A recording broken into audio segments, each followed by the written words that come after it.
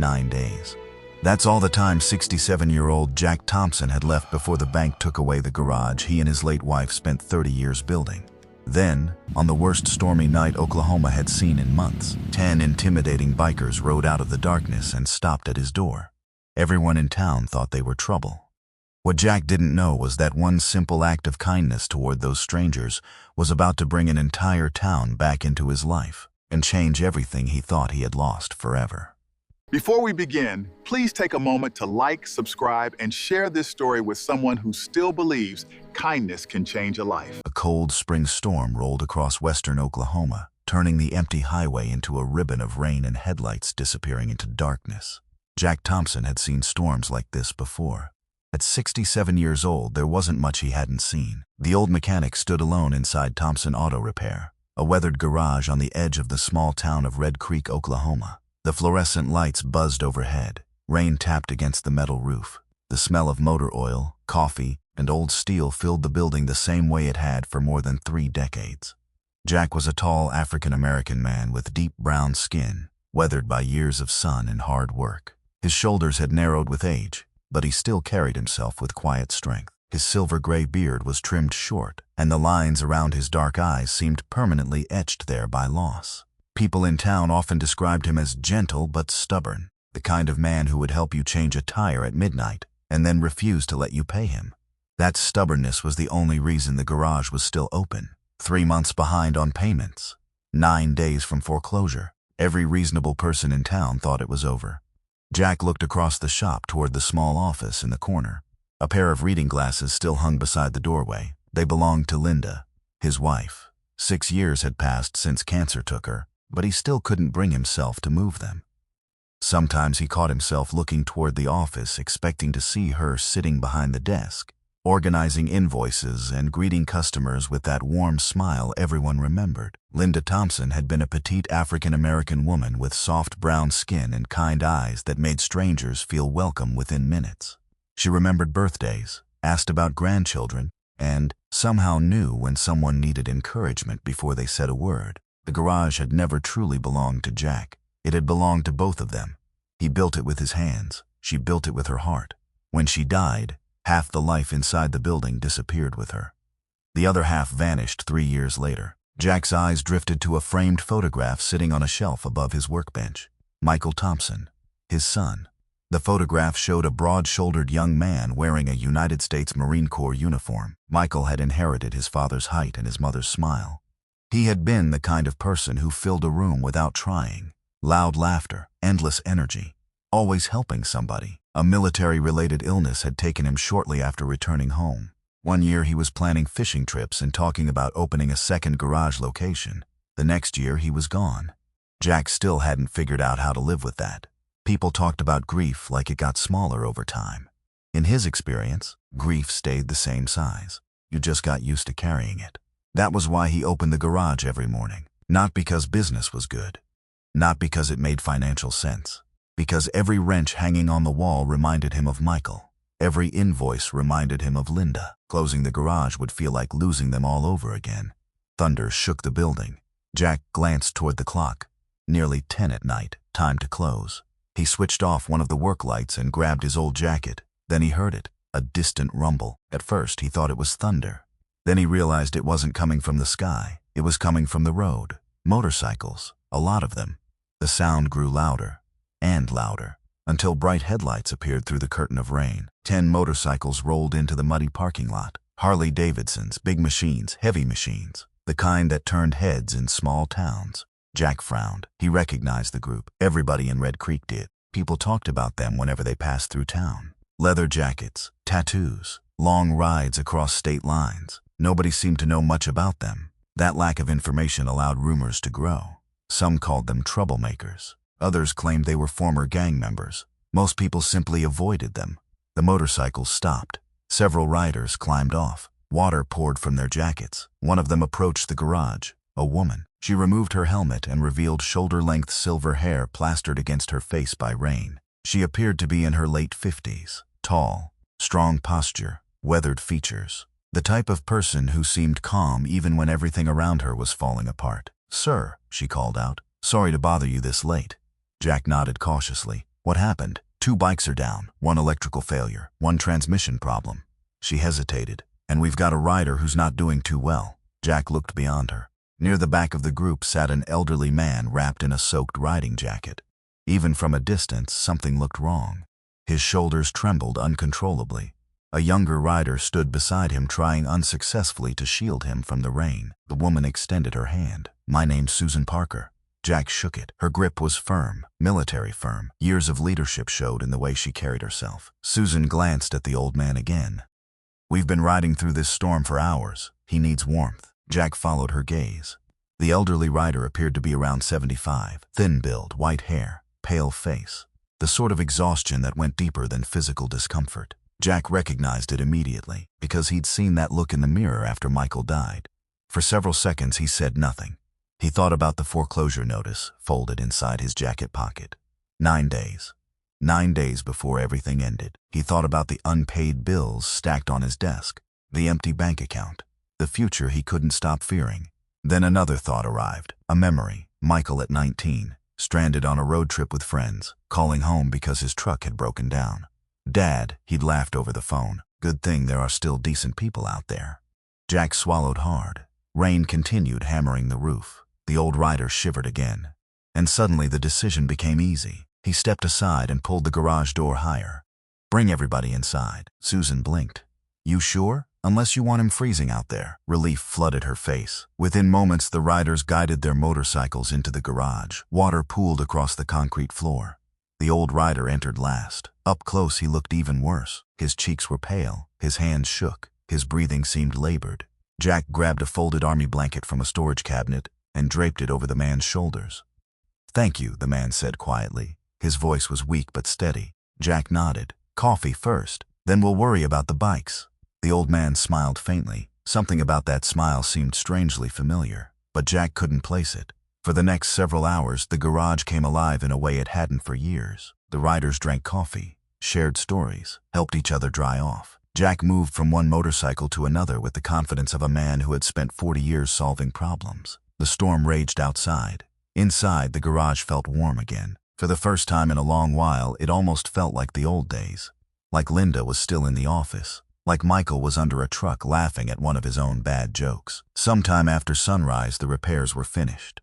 The storm had passed. The riders prepared to leave. Susan thanked him repeatedly. The elderly rider shook his hand. The grip was surprisingly strong now. "We won't forget this," he said. Jack smiled politely. People always said things like that. Then life moved on. The motorcycles started.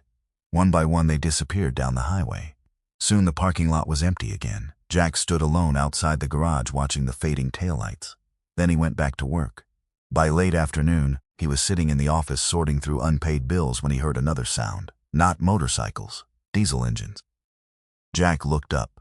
Outside the garage windows, a convoy of large trucks was slowly pulling into the parking lot.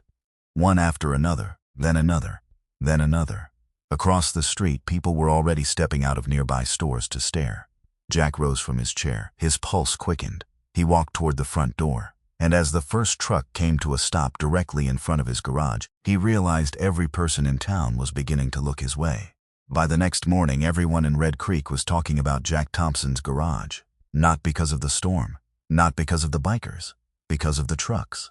6 large semi-trucks had parked outside Thompson Auto Repair the previous afternoon, drawing a crowd larger than anything the town had seen in years.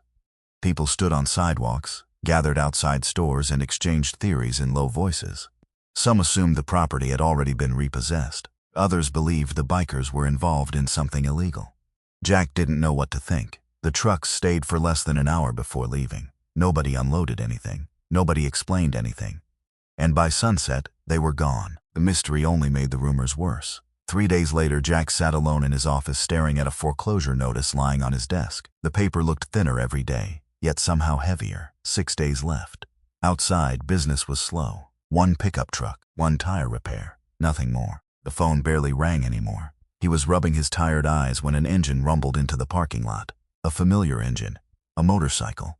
Jack looked through the window, then another appeared, and another. 10 Harleys rolled into the lot. The bikers had returned. Jack slowly stood. Several townspeople immediately stopped to watch from across the street. The riders dismounted. This time they weren't soaked by rain. They looked almost ordinary. Almost. Susan Parker removed her helmet and smiled. You look surprised. I figured you'd be halfway across the country by now. We were. Susan glanced behind her. Then somebody insisted we come back. The older rider stepped forward. The man looked healthier than he had during the storm. His posture was straighter. His face had regained color. He extended his hand. My name is Robert Hayes. Jack shook it. The handshake felt familiar. Strong, confident. The kind of handshake that belonged to someone accustomed to responsibility. Robert appeared to be around 75 years old. He had neatly trimmed white hair, sharp blue eyes, and a calm expression that rarely changed. There was nothing flashy about him, no expensive watch, no obvious signs of wealth, yet people naturally listened when he spoke. Years of leadership had shaped him. Years of military service had disciplined him, and years of loss had softened him. Jack could see all three. You feeling better? Jack asked. Much. Robert smiled. Thanks to you. The group gathered inside the garage. Several local residents watched nervously through the windows. One man even crossed the street to get a closer look. Robert noticed. So they really think we're criminals? Jack laughed. Most of them do. Susan rolled her eyes. That's unfortunate. Robert nodded. It usually is. For a moment, nobody spoke. Then Robert stood and walked slowly around the garage. His eyes paused on old photographs, tool racks. Michael's framed Marine Corps picture. Finally, he stopped. Your son? Jack looked up. Yeah, Robert studied the photograph respectfully. Marine? He was. Something in Jack's voice caused Robert to remain silent for a moment. Military people recognized grief. They knew when not to push. Eventually, Robert turned back toward the group. Jack, he said, I think it's time we explain who we are. The riders exchanged smiles. Susan folded her arms. Robert spoke quietly. We're part of an organization called Riders for the Fallen. Jack frowned. He had never heard of it. Robert continued. Most of us are veterans. Some served in combat. Some lost friends overseas. Every year we travel across the country helping military families, Gold Star families, and struggling communities. Jack listened carefully. Robert pointed towards several riders. One had lost a leg in Afghanistan. Another had spent years helping homeless veterans. A third ran a nonprofit repairing homes for disabled former service members. None of them matched the rumors Red Creek had created. Not even close. What about those trucks? Jack asked. Susan laughed. I knew that question was coming. Robert smiled. The trucks were carrying supplies. Supplies for what? A housing project. Jack looked confused. Robert explained that their organization was helping renovate homes for several military widows in Texas. The trucks contained construction materials and donated equipment. Nothing illegal. Nothing mysterious. Just charity. Jack felt slightly embarrassed, not because he had judged them, because he realized the entire town had. Robert eventually sat down beside him. For several moments, neither man spoke. Then Robert asked quietly, how many days? Jack knew exactly what he meant. 6. Robert nodded. That's not much time. No. What are you going to do? Jack stared across the garage, at Michael's photograph, at Linda's glasses, at 30 years of memories. I don't know. The answer felt heavier spoken aloud. Robert leaned forward. What if we helped? Jack immediately shook his head. No. Robert wasn't surprised. Didn't even think about it. No. Why? Jack sighed. Because the answer mattered. I appreciate what you're trying to do. Robert remained silent. But this garage is mine. Jack looked around the building. The good years were mine. He pointed toward Linda's glasses. The bad years were mine too. His voice softened. If I lose it, then I lose it. Robert studied him carefully. Jack continued. I don't want charity. A long silence followed. Then Robert nodded. I understand. And somehow Jack believed he truly did. Many people pretended to understand pride. Robert actually did. The conversation ended there. No arguments, no pressure, just mutual respect. Later that afternoon, the bikers prepared to leave again. Before climbing onto his motorcycle, Robert stopped beside Jack. Can I ask you one thing? Sure. If business was better, would you still want the garage? Jack almost laughed. Business isn't why I stay. Robert smiled. I thought so. The motorcycles disappeared down the highway once more. Jack watched until they were gone. Then he returned inside. The following morning, he discovered the entire town knew about the foreclosure. Apparently, someone at the bank had mentioned it. People whispered about it in diners, at gas stations, outside church.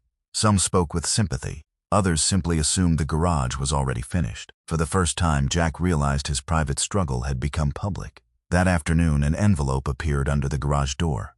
No name, no return address. Inside was a newspaper clipping. The article featured Robert Hayes and Riders for the Fallen. Beneath the photograph, someone had written a short note in blue ink. You helped strangers during the worst night of the year. Sometimes people remember things like that. Jack read the sentence twice, then 3 times. For reasons he couldn't explain, he folded the note carefully and placed it beside Michael's photograph. Outside, traffic moved slowly through town. Across the street, several people were staring toward the garage again. Only this time, their expressions seemed different, less suspicious, more curious. And for the first time since receiving the foreclosure notice, Jack had the strange feeling that something was beginning to change. The foreclosure notice now sat on Jack Thompson's desk with only 4 days remaining. Every morning he unfolded it. Every evening he folded it again. The ritual had become as familiar as making coffee or unlocking the garage door. The difference was that coffee still offered comfort. The notice offered none. Business remained slow. A few customers stopped by during the week, but not enough to change anything. Still, Jack opened the garage before sunrise every day and locked it after dark. He wasn't fighting for a business anymore. He was fighting for a place that still felt like home. On Thursday afternoon, the familiar sound of motorcycles returned. This time, only 4 riders arrived. Robert Hayes was among them. So was Susan Parker. The other 2 were men Jack had not met properly before. One of them immediately caught his attention. The man appeared to be in his early 50s, tall and broad-shouldered, with sandy blonde hair cut short and a weathered face that spoke of years spent outdoors. A thin scar ran along his jawline. His left leg moved with a slight stiffness whenever he walked. Years earlier, an explosion in Afghanistan had nearly taken the leg entirely. His name was Daniel Brooks. Unlike many veterans Jack had met, Daniel wasn't loud. He spoke carefully, listened more than he talked, and carried the quiet patience of someone who had survived difficult things. As soon as Daniel stepped inside the garage, his eyes locked onto Michael's photograph. He stopped moving. For several seconds, nobody spoke. Jack noticed immediately. "You knew him?" Daniel slowly nodded. "I served with him." The words hit Jack harder than he expected. For a moment, the garage felt completely silent. Robert looked toward Daniel. "I think it's time." Jack didn't understand what he meant. Not yet. The group gathered around an old workbench near the center of the garage. Coffee was poured. Chairs were dragged across the concrete floor. Then Daniel began talking. "Your son saved my life." Jack stared at him. Daniel smiled softly. Twice, Jack felt his chest tighten. Over the past 3 years, people had offered condolences. They had said Michael was a good man, a brave man, a wonderful son. But nobody had ever told him stories. Nobody had ever told him what Michael actually did. Daniel leaned forward. "There was a convoy operation outside Kandahar. We hit an ambush." His eyes drifted somewhere far away, the way veterans' eyes often did when visiting old memories. "I got pinned down." Jack listened carefully. Everyone was taking cover. Daniel laughed quietly. Everyone except Michael. Jack's heart skipped. Daniel shook his head. That kid was stubborn. The riders around him smiled. Apparently they had heard this story before. "He ran through open fire just to reach me." Jack lowered his eyes. Daniel continued, "I told him he was crazy." "What did he say?" Jack asked. Daniel smiled wider. "He told me his dad would be mad if he let somebody get hurt." The garage fell silent. Jack looked away. For several seconds, he couldn't trust his own voice. Daniel wasn't finished. Over the next hour, story after story emerged. Michael helping younger Marines write letters home. Michael spending Christmas with soldiers who had no family nearby. Michael fixing broken equipment because waiting for replacements took too long. Michael volunteering for difficult assignments simply because someone else had children waiting at home. Every story revealed a version of his son Jack had never fully known. Not because Michael had hidden anything, because Michael never thought those things were worth mentioning. To him, they were simply what decent people did. At one point, Susan reached into her saddlebag and pulled out a worn photograph. The image showed several young Marines standing beside military vehicles. Michael stood near the center, laughing, healthy, alive. Jack carefully took the picture. His hands trembled. The photograph felt heavier than paper should. Robert quietly watched him. He understood exactly what was happening. Grief changes over time, but sometimes one unexpected memory can reopen a door that has remained closed for years. Later that afternoon, another visitor arrived. A woman named Martha Green stepped into the garage carrying a small cardboard box. Martha was a retired schoolteacher in her 70s. She had silver curls, warm brown skin, and the habit of speaking directly to people whether they wanted advice or not. Everyone in Red Creek knew Martha. Most people listened to her. She placed the box on Jack's desk. "What is this?" Jack asked. "Old photographs. Of what?" "You." Jack frowned. Martha smiled. "And half this town." Inside the box were dozens of photographs collected over the years. Pictures of Jack helping stranded drivers. fixing vehicles during snowstorms, changing tires for elderly residents, repairing school buses. None of them had been taken for publicity. Most had simply been family snapshots. Jack barely remembered many of them. Martha folded her arms. "You've spent 30 years helping people." Jack shrugged. So maybe people remember. The sentence sounded strangely similar to the note he had received days earlier. Jack said nothing. Outside, more people were beginning to stop by the garage. Not customers, visitors. Some stayed only a few minutes. Some brought food. Others shared memories. An elderly farmer recalled how Jack repaired his truck during harvest season and refused payment until crops were sold. A young mother remembered the time Jack fixed her minivan for free after her husband lost his job.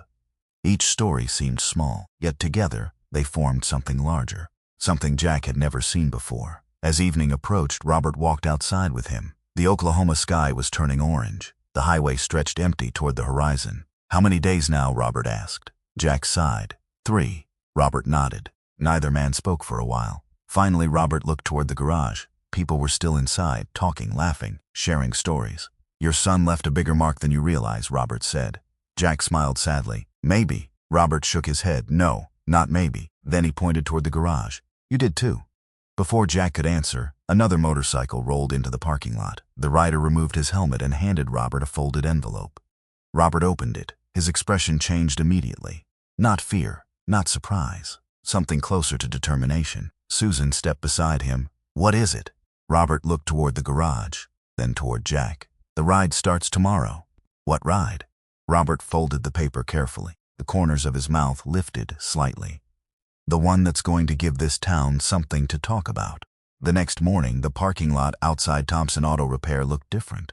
Not busy, not crowded, just hopeful. For the first time in months, Jack Thompson saw people standing outside his garage before he even unlocked the door. Only 3 days remained before the foreclosure deadline. 3 days. The number followed him everywhere now. It sat in the back of his mind while he made coffee. It followed him while he swept the floor. It even appeared in his dreams. 3 days. 3 days until 32 years of memories belonged to somebody else. When Jack arrived, Robert Hayes and several riders were already waiting. A large banner stretched between 2 pickup trucks. It read, "Ride for a friend, save Thompson Auto Repair." Jack stared at it. "What is this?" Robert smiled. "A stubborn old mechanic refusing help." Jack shook his head. "You shouldn't be doing this." "Probably not." Robert looked toward the highway. "But we're doing it anyway." The plan was simple. The riders would travel across Oklahoma and neighboring states over the next 2 days. Every stop would tell Jack's story. Every diner, every veterans hall, every truck stop, every small town willing to listen. The goal wasn't charity. At least that was how Robert described it. The goal was giving people an opportunity to repay kindness. Jack wasn't convinced, but before he could argue, the motorcycles were already rolling onto the highway. The first day brought disappointing news. Very disappointing news. Only a few donations arrived. A retired veteran mailed $50. A church group collected $200. A local restaurant owner donated $100. By evening, the total wasn't even close. Jack sat alone inside the garage looking at the numbers. The gap felt impossible. Outside, darkness settled over Red Creek. Inside, the old fluorescent lights buzzed softly overhead. For a brief moment, hopelessness returned. Then the phone rang. The caller introduced himself as Frank Dawson. Frank was a 63-year-old truck driver from Amarillo, Texas. His voice was deep and rough from decades spent on highways. 20 years earlier, Jack had repaired Frank's transmission during a snowstorm when he was stranded with no money and a truck full of cattle feed. "I heard about the ride," Frank said. Jack smiled faintly. "I appreciate that." "No," Frank replied. "You don't understand." The older man paused. "You got me home to my wife that night." Jack remembered. Barely. Frank remembered every detail. By the end of the call, Frank had pledged $500. The next morning, another call arrived, then another, then another. People started appearing from everywhere. Some drove hours just to visit the garage. Others mailed checks. Some simply walked through the door carrying cash. Each visitor brought a story, a memory, a reason.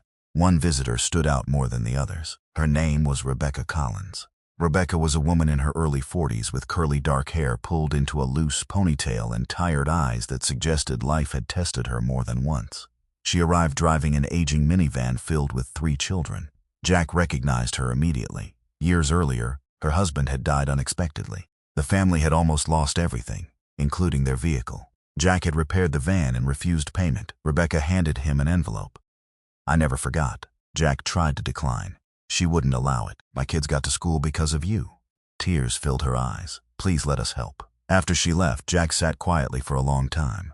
Not because of the money, because he genuinely hadn't expected anyone to remember. By midday, local newspapers had picked up the story. Then regional radio stations. Photographs of the ride for a friend began spreading online. More importantly, people began sharing their own stories. One former customer posted a photograph of Jack fixing a tractor. Another shared a picture of a repaired church bus. Another described how Jack spent an entire weekend helping a disabled veteran without charging $1. The stories spread faster than anyone expected. By evening, the parking lot was full. Not with customers, with supporters, farmers, veterans, teachers, truck drivers, mechanics, families. Many had never met one another, yet they all seemed connected by a single thing. At some point, Jack had helped them. Late that night, Robert returned from the ride. His motorcycle was covered in road dust. His face looked exhausted, but he was smiling. The riders gathered inside the garage. Coffee was poured. Numbers were counted. The room slowly became quiet. Susan examined the ledger, then looked at Robert, then looked at Jack. The smile disappeared. Jack immediately understood. They still weren't there, not even close. The total had grown dramatically, far beyond what anyone expected. Yet the debt remained larger, far larger. Silence settled over the room. Nobody wanted to say it, but everyone knew. The clock was running out. Finally, Robert broke the silence. How much? Susan read the number. The room became still again. Thousands of dollars remained unpaid, far more than could reasonably be collected in a single day. Jack surprised everyone by laughing. Not bitterly, not angrily, just quietly. Well, he said, leaning back in his chair, at least we gave it a fight. Nobody responded, because nobody was ready to give up. Robert stared at Michael's photograph hanging on the wall, then at the dozens of people still gathered inside the garage, then toward the window. Outside, headlights were slowly appearing on the highway. One pair, then another, then another. Vehicles continued arriving long after sunset, more than anyone expected. Robert narrowed his eyes. That's strange. Susan stepped beside him. What is? Robert pointed toward the road. The stream of vehicles seemed endless. Pickup trucks, cars, motorcycles, even semi-trucks. They were all heading toward Red Creek, toward the garage, toward Jack. And as the line of headlights stretched farther into the darkness than anyone could see, Robert quietly smiled. I think tomorrow is going to be a very interesting day. Jack Thompson barely slept that night. The garage office felt smaller than usual. The foreclosure notice still sat on his desk, only now it felt different. Not because the debt had disappeared. It hadn't. Not because a miracle had happened. Not yet, but because for the first time in months, Jack wasn't facing the final day alone. Before sunrise, he unlocked the garage door. The cool Oklahoma air drifted inside. The sky was still dark. For a few moments, everything seemed normal. Then he heard engines, dozens of them. Jack stepped outside, headlights stretched across the highway, pickup trucks, cars, motorcycles, semi-trucks. More vehicles than he had ever seen in Red Creek at one time. They kept coming and coming and coming. By 7 o'clock, the parking lot was full. By 8, the overflow had spread onto neighboring streets. People stood everywhere. Some held coffee cups. Others carried envelopes. A few carried old photographs. Many simply wanted to shake Jack's hand. Robert Hayes arrived with the Riders for the Fallen shortly after sunrise. Even he looked surprised. Susan Parker removed her helmet and stared at the growing crowd. I knew people cared, she said. I didn't know they cared this much. Neither did Jack. An elderly rancher approached first. Jack recognized him immediately. Harold Mitchell, 81 years old, tall despite his age, white mustache, weathered skin from decades under the Oklahoma sun. Jack had repaired Harold's truck more times than either man could count. Harold handed him a folded envelope. You kept me working when nobody else would. Jack tried to protest. Harold simply shook his head. No speeches today. Then he walked away. Others followed. A retired school bus driver, a farmer, a waitress, a church pastor. One by one they stepped forward. Some gave $20, some gave $50, a few gave hundreds. Nobody seemed concerned with the amount, only with participating. Around mid-morning, a large red semi-truck pulled into town. The driver climbed down from the cab, Frank Dawson, the truck driver from Texas. He wasn't alone. Behind him came 6 more rigs, then 4 more, then 3 more. A convoy of truckers, men and women from multiple states. Many had never met Jack, but they knew somebody who had. Frank grinned. Truckers talk. Laughter spread through the crowd. The atmosphere felt less like a fundraiser and more like a family reunion. Inside the garage, volunteers counted donations continuously. The total climbed, slowly, steadily. But everyone knew the truth. The number still wasn't high enough. Just after noon, a black sedan arrived. The crowd grew quieter. A woman stepped out carrying a clipboard. Her name was Karen Whitmore. She represented the bank. Karen was a professional woman in her early 50s with neatly styled brown hair and a calm expression. She wasn't cruel. She wasn't greedy. She simply had a job to do. And that job was arriving today. Jack felt his stomach tighten. The crowd noticed her too. Conversations became whisperedly. "Mr. Thompson." Jack nodded. "Morning." Neither smiled, neither needed to.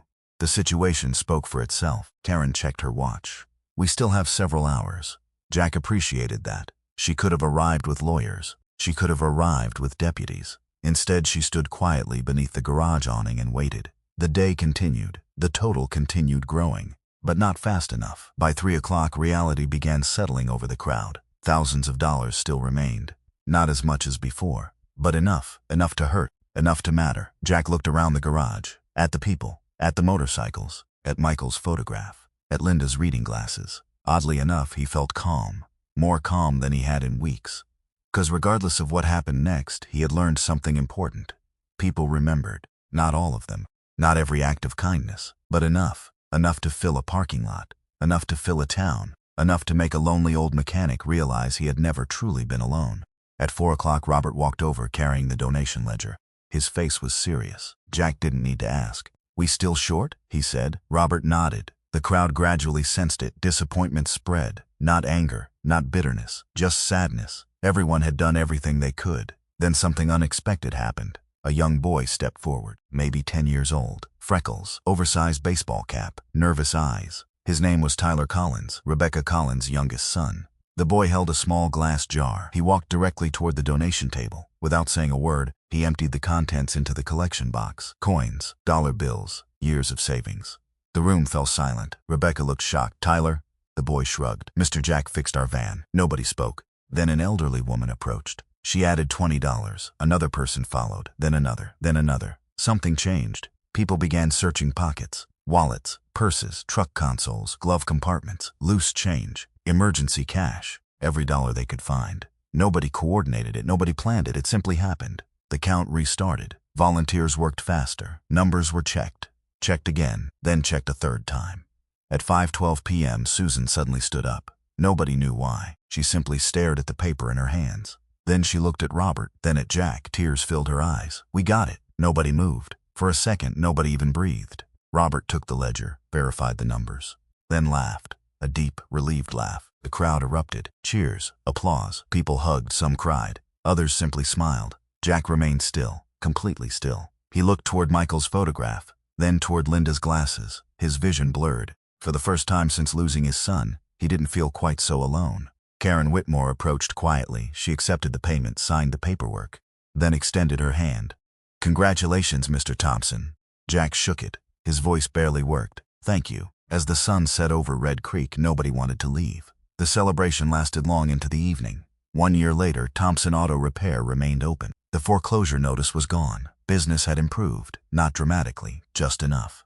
More importantly, life had returned. The Riders for the Fallen still visited every year. Susan still brought terrible coffee.